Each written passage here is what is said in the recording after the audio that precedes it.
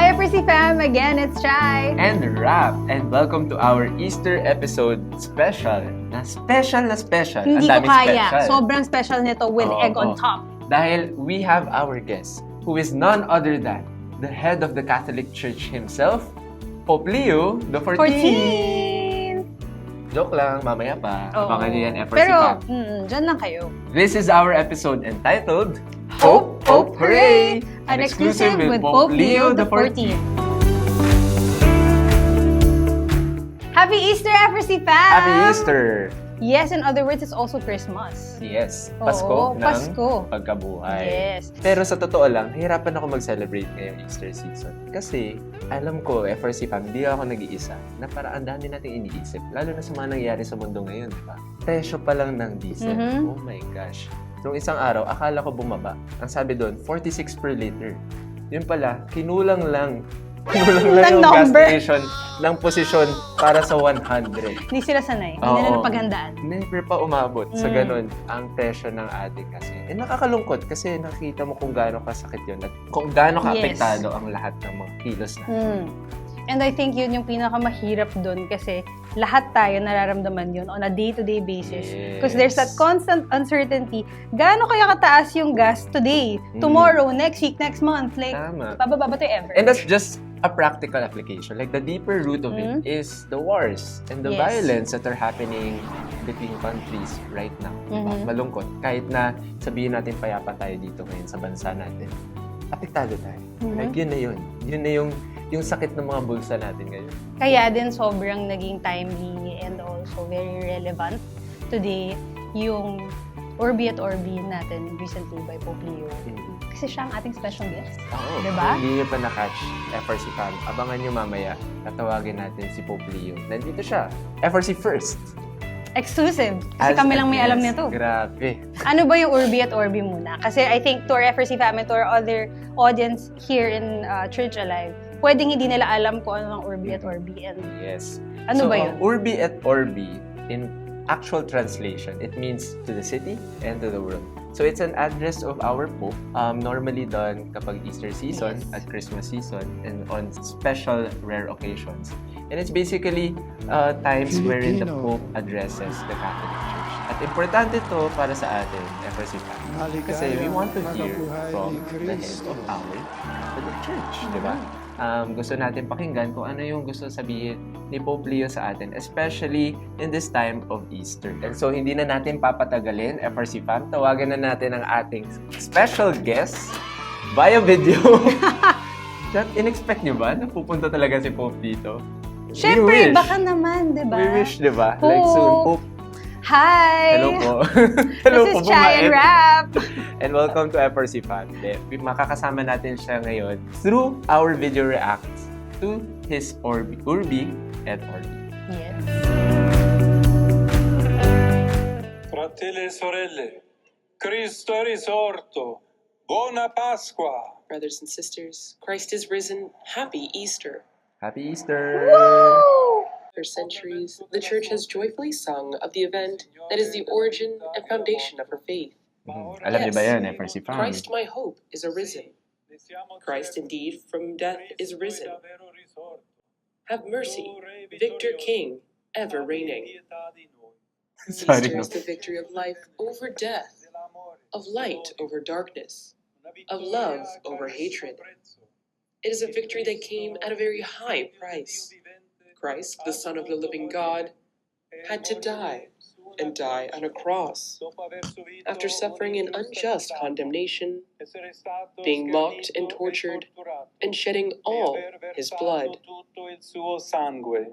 As the true immolated lamb, he took upon himself the sin of the world, and thus freed us all, and with us all creation from the dominion of evil. But how was Jesus able to be victorious? What is the strength with which he defeated once and for all the ancient adversary, the prince of this world? What is the power with which he rose from the dead, not returning to his former life, but entering into eternal life, and thus opening in his own flesh the passage from this world to the Father? This strength, this power is God Himself, for He is love who creates and generates. Love who is faithful to the end, and love who forgives and redeems. Christ, our victorious King, fought and won His battle through trusting abandonment to the Father's will, to His plan of salvation. I like na he's setting the ground through the life of Jesus eh. Yeah. Kasi, of course, Easter is about the resurrection of Jesus, new life, new beginning. So, I think it was very good that he started out with his life as like Mhm. the overarching of the entire Tama. message. Ganda rin nung sinabi ni Pope na yung Easter message is Jesus defeating sin and death. Mhm. Siya mismo yung, parang yung mismong sagot sa lahat ng yun is si Jesus. And in-equate niya si Jesus sa love. Very relevant sa panahon natin ngayon na love ang kasagutan. Pagpamahalan. Hindi hatred, hindi violence. That's the Easter message. And kung nakatch nyo, FRC fam, sabi ni Pope, etong Easter, it's really the root of our Catholic faith. So walang Catholicism kung wala namang Easter na nangyari. Walang resurrection na nangyari sa pagkamatay ni Jesus. So very important. Thus He walked the path of dialogue to the very end, not in words but in deeds. To find us who were lost, He became flesh. To free us who were slaves, He became a slave. To give life to us mortals, He allowed Himself to be killed on a cross. The power with which Christ rose is entirely nonviolent. Non-violent. It is like that of a grain of wheat, which having rotted in the earth, grows, breaks through the clods, sprouts, and becomes a golden ear of wheat. It is even more like that of a human heart, which, wounded by an offense, rejects the instinct for revenge, and filled with compassion, prays for the one who has committed the offense.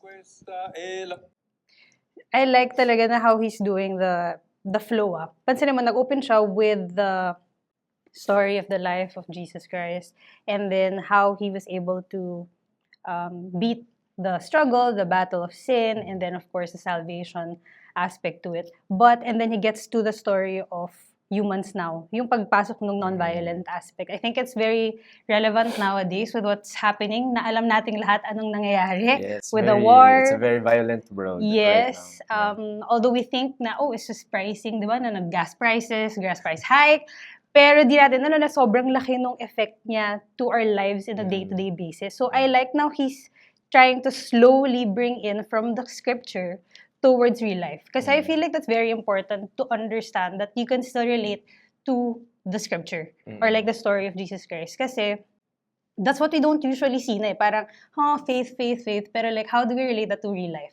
And then he parallels it with a wheat na story. Like yung metaphor around na it's just like a heart of a human being na ang daming pinagdadaanan, pero it sprouts to something beautiful. So I think I like how he's able to navigate that conversation and parallelism between the story and then the real life setting of what's happening today. Yeah. What do you think? Ako yung basically saying that the suffering that Jesus endured is to say and to set an example that whatever we're suffering right now, Jesus has also already suffered through. Hindi niya tinakasan. Like, ang hirap ilagay yung situation mo sa kung nasan si Jesus before. So, siguro galit na galit ka sa lahat ng tao. Tsaka masakit, di Oo, ba? masakit Sakit na. nun. May betrayal, may physical pain. Mm. But for you to say that, you know what, revenge is not the answer. It's still to show love and lay my life for the people that I love. That's a hard message, especially for our time right now. Yeah, I think very key yung word niya na ginamit, yung non-violence and through dialogue. Yes. I think yung two things yun yung parang sobrang nag-strike sa akin na, Circling back to love. Brothers and sisters, this is the true strength that brings peace to humanity, because it fosters respectful relationships at every level, among individuals, families, social groups, and nations. It does not seek private interests, but the common good. It does not seek to impose its own plan, but to help design and carry out a plan together with others. Yes, Christ's resurrection is the beginning of a new humanity. It is the entrance into the true promised land, where justice, freedom, and peace reign, where all recognize one another as brothers and sisters. We're all recognize each other as brothers and sisters. Ang gandang message for our troubling times right now. Yeah, that we all see the Grabe, no? differences eh. Parang now, Ah. he's able to kind of put it to basics na unify everyone na we're all brothers and sisters, regardless. Yes.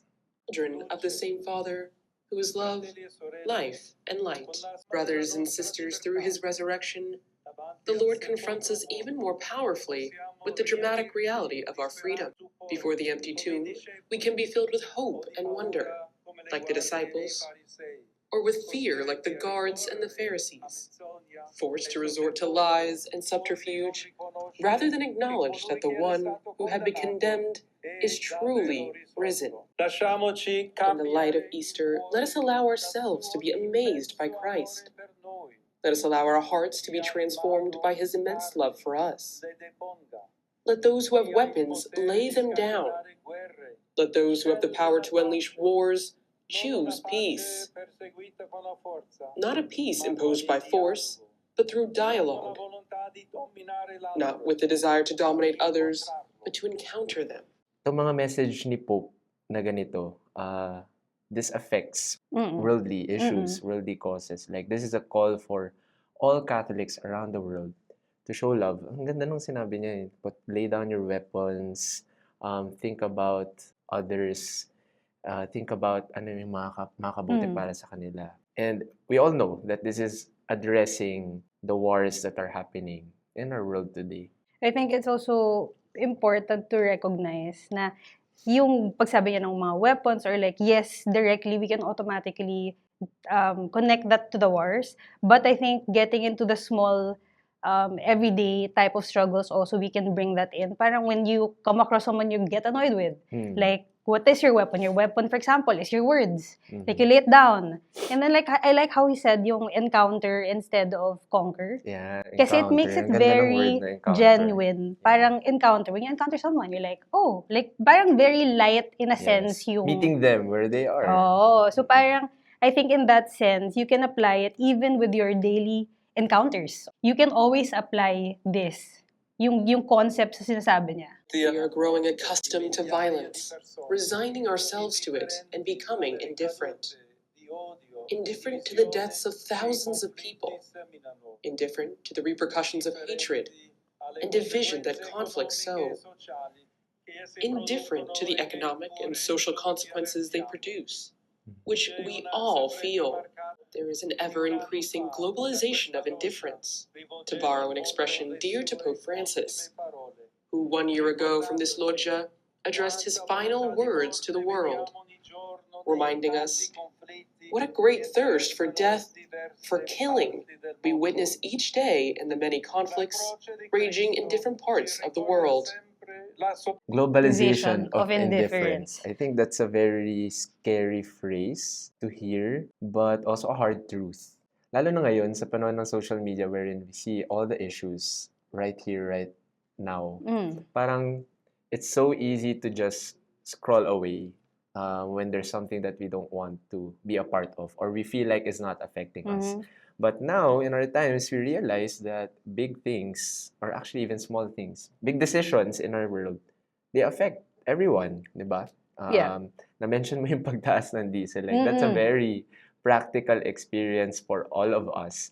And this is because of a growing hatred and love for violence and for killing. Na parang, nakakatawa nga rin, I came across, it's crazy, like sa social media ngayon. Kasi parang FYP mo lang, one thing you're, puro si Ian Mark, mahawak ng beat, may pitik-pitik, tapos biglang pag-scroll mo, it's the reality of war in different countries. So parang, it's crazy. Like, it's just one scroll away from ganong information. Seeing something like that, May nakita pa nga akong trend, nagta-trending ngayon. Oh my gosh. Kasi di ba yung joke nating mga younger people, World War III na. Kasi nga, because of the fear around the world. Yes. Eh, syempre, ang coping mechanism ng Gen Z is to make humor out of it. So, yung trend is outfit ideas for World War III. Oh my goodness. Imagine, it's such Help a crazy world we live in. Like, you can't even, paano ba? It's not, ang hirap i-hate ng ganong content kasi it's also so relatable na. Yes. we just make humor out of the big issues that are happening right now. Not because we don't care about them, but like because... I think it's a coping mechanism. Oh, coping Yeah. mechanism na, yun nga, parang it's also like an add to the global indifference. So, yun lang. Honestly, when I heard global indifference, globalization of indifference, Yeah. keyword globalization, to me, when I heard about it, sabi ko, first time kong marinig yung word na globalization na hindi siya attached to like a golden age history in school, but it's always like seen as a positive thing.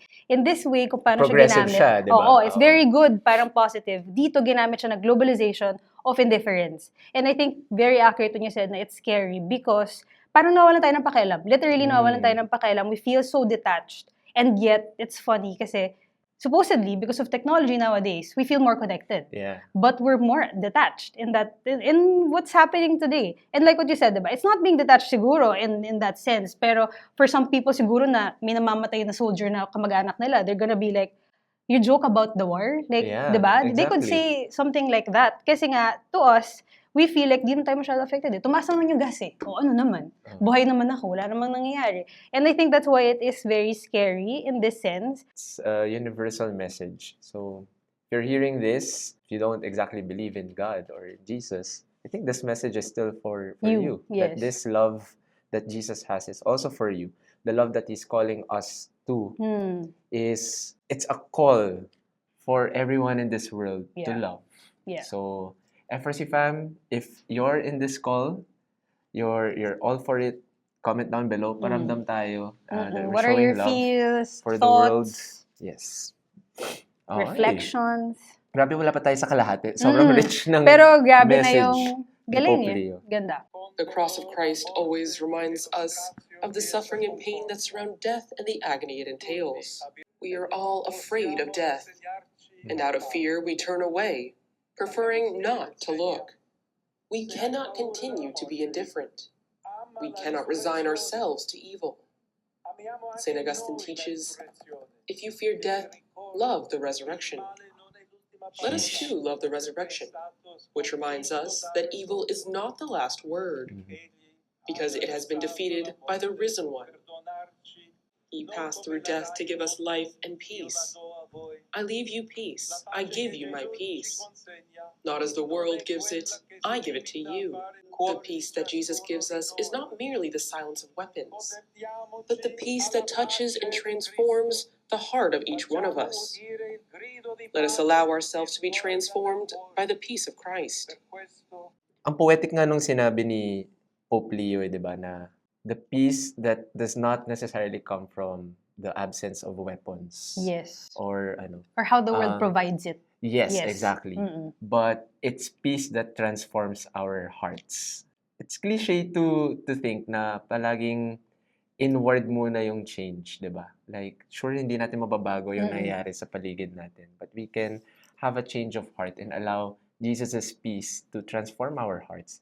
And I think that's how hope works, di ba? Yeah. That we allow the peace of God to transform us and put our hope in Him. Na sure, this is what our reality, this is what's happening in this world, but we do not lose hope because we trust in what Jesus has won for us.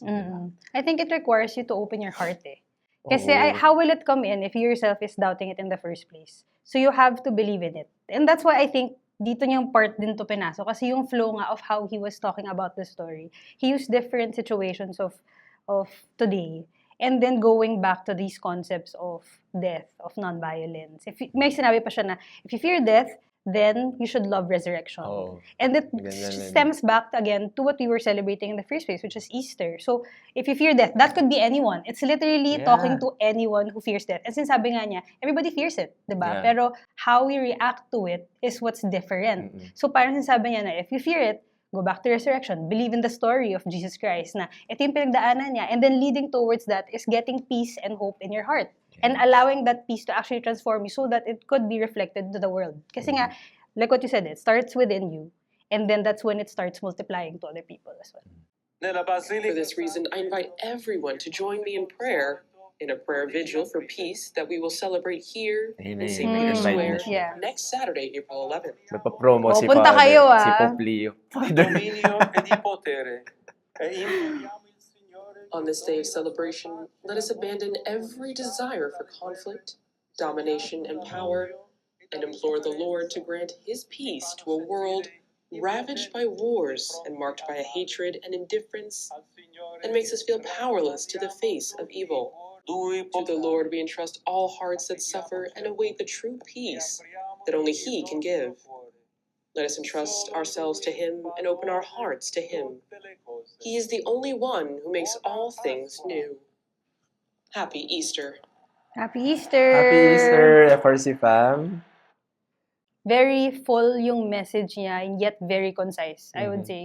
I mean, it's a very inspirational, yet very direct way on how you're able to apply scripture and our Catholic faith into real life setting. Kasi I feel like a lot of us question that nowadays na, kaya siguro maraming hindi nagsisimba kasi hindi na sila makarelate. How do I apply the scripture to day-to-day life?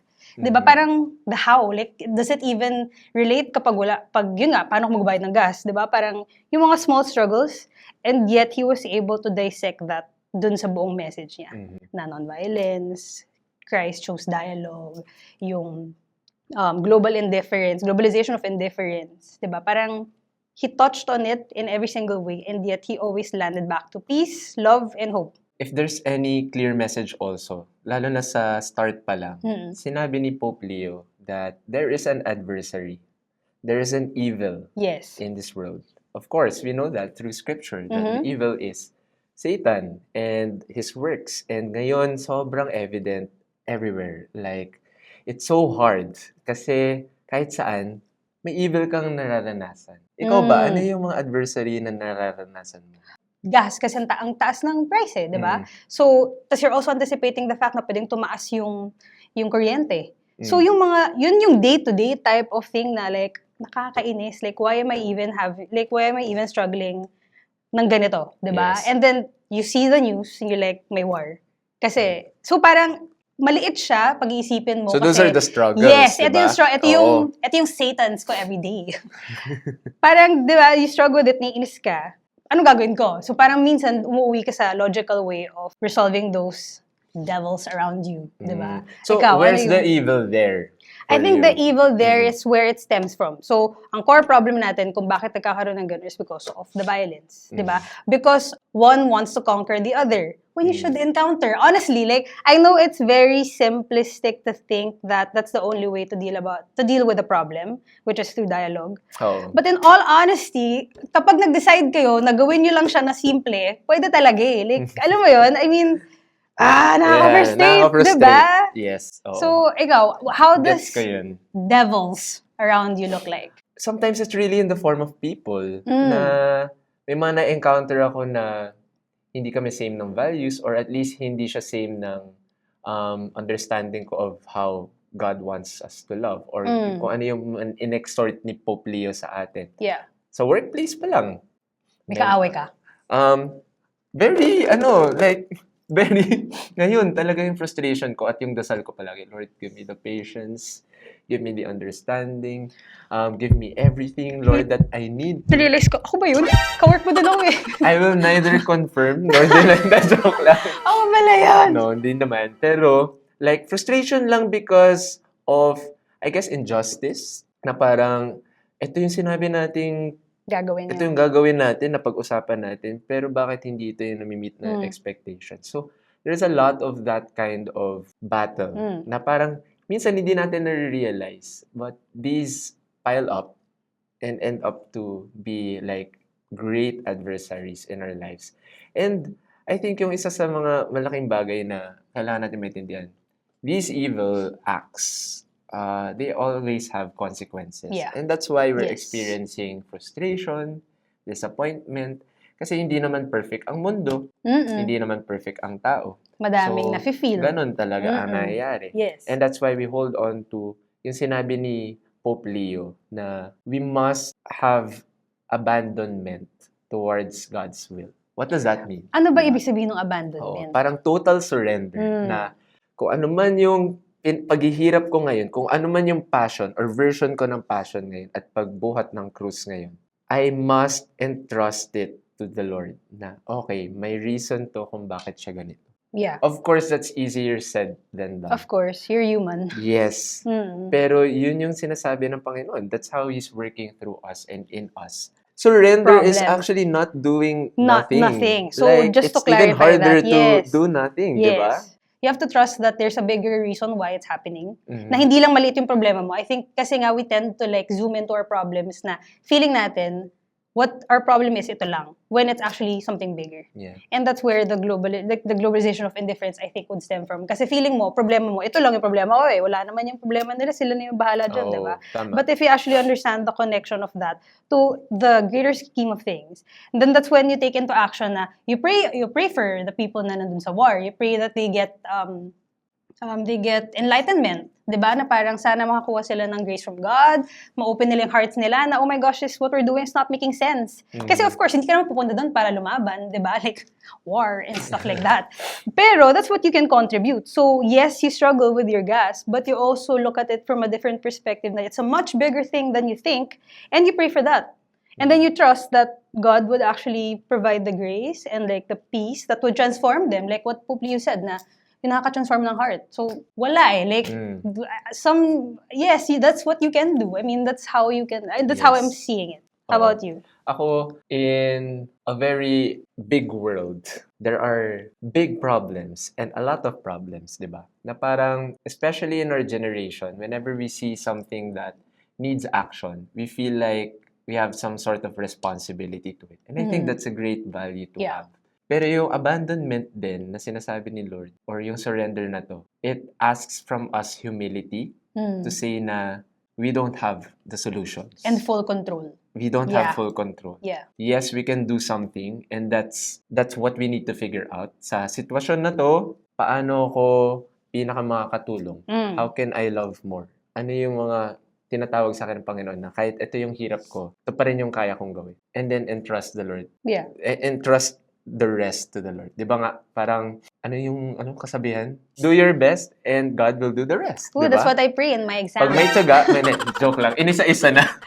Hirap ako ngayon na yung mga personal experiences ko is more of encounters of stories of other people. Yeah.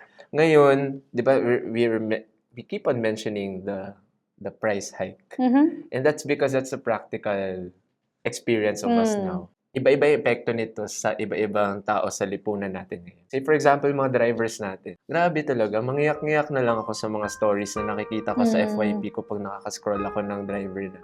Hindi na niya alam kung anong gagawin, kung saan kukuha ng pera. Kasi ubos na yung binodiri. Nakita mo ba yung may video na nawalan siya ng gas midway. Jeep siya, tapos may mga sakay siya. And then, hindi niya alam kung anong gagawin. Nagpapanik siya, bumili siya ng galon, tapos sabi niya sa mga tao na parang, wait lang. And then sobrang siya. Like, sobrang bigat ng pakiramdam niya kasi naabala niya yung mga tao. Pero ano ba yung gagawin niya? Wala na siyang gas, wala na siyang mapambayad din dun. So parang, I guess that's also a reason why we are a deeply faithful people. Yeah. Because we have a lot of experiences na sagad na tayo. Na wala na tayo ibang kakapitan, kundi yung peace at hope na bigay ng Panginoon. Again, that's not to say na parang wala ka nalang gagawin. Wala na tayong magagawa sa sitwasyon natin or like we're romanticizing that idea. But that's the Easter message. Yes, there is struggle in life. Yes, there are different forms for different people. But we'll not forget the peace that comes from only Jesus Christ. Yes. And I think yun yung hinahanap natin na sa kaguluhan ng mundo ngayon, ano ba yung certain? Si God yun. And He has the answer of peace that we're looking for. And Rapa, honesty in that sense, kaya din hindi one day type of thing ang Easter. Kasi it's something you live by. Like the message of Pope Leo, for example, it's something that you apply throughout the whole year, throughout your life. Yes. So parang, hindi siya parang one day, Happy Easter Sunday, meron tayo Easter egg hunt. Hindi lang siya ganun. It's more of what you take away from the resurrection of Jesus and how you actually live to it day-to-day basis. Yes. That's why we're called an Easter people, diba? Hindi lang tayo Easter season people. Hindi lang tayo nagsa-celebrate at nagre-rejoice. And our celebration and rejoicing is not insensitive. Hindi Yeah, it's siya, rejoicing it's not to kasi. say na nagre-rejoice tayo kahit na may ganito. And yun yung point, It's diba? despite. It's Yes. despite of what's happening. I think this is a perfect time to invite you, FRC fam, to take some time to reflect on the Pope's Easter message. Yeah. Kung hindi nyo pa napapanood, it's available on YouTube. Yung kung ano yung pinanood namin, we'll share the link Down below. Yes. Take some time to hear what Pope Leo is telling you on a personal level. Yeah. Diba? Oo. Ano yung Easter message na ito ng Panginoon para sa buhay mo ngayon? Actually, shoutout ito sa mga natatakot sa death. Diba? Oo, Sabi dun sa shout out quote to you ni Pope guys. Leo from Saint Augustine. If death scares you, love the resurrection. Yes. And so panoorin maybe niyo siya. through hearing the Easter message on your own terms, own reflection, kagaya namin ni Chai, you will come to love the resurrection and the hope that comes with it. FRC fam, yun na naman. Meron na naman kayong baon May in this homework na naman episode. kayo.